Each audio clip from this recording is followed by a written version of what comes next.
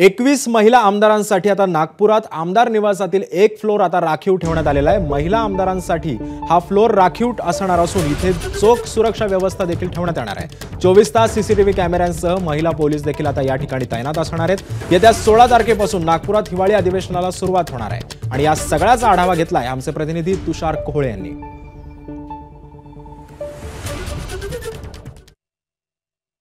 हिवाळी अधिवेशनासाठी नागपूरला येणाऱ्या आमदारांसाठी आमदार निवास येथे खोल्या आरक्षित करण्यात येतात।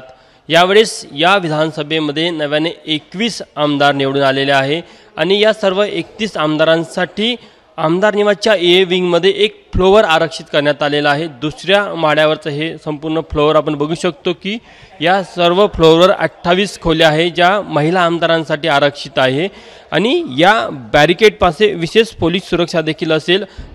त्यामध्ये गन किंवा बंदूकधारी देखील सुरक्षा रक्षक असेल, महिला सुरक्षा रक्षक असेल आणि सुरक्षेच्या दृष्टीने कोणालाही आतमध्ये जाण्यास मज्जाव करण्यात आलेला आहे। आतमध्ये जर का बघितलं तर अत्याधुनिक पद्धतीने सुसज्जित करण्यात आलेल्या या सगळ्या आमदार निवासच्या खोल्या आहे आणि महत्त्वाची गोष्ट की या संपूर्ण फ्लोअरवर जर आपण बघितलं तर त्यांचे जे स्वीय सहाय्यक असतात किंवा ओळखीचे परिचित कार्यकर्ते असेल, लोक असेल, त्यांच्या व्यतिरिक्त अनोळखी व्यक्तीला प्रवेश नसणार आहे।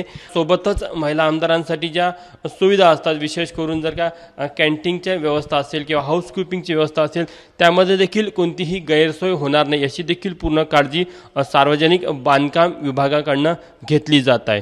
त्यामुळे नव्याने निर्वाचित झालेल्या पहिल्या आमदार असेल किंवा त्यांच्या सेकंड टर्म असेल, अशा सर्व विधानसभेचे आमदार असेल किंवा विधान परिषदेचे आमदार असेल, या सर्व महिला आमदारांसाठी आमदार निवासच्या ए विंगमधला दुसरा माळा आणि तिथल्या 28 रूम या पूर्णतः आरक्षित असणार आहे।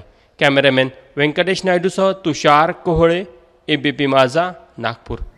एबीपी माझा, उघडा डोळे बघा नीट।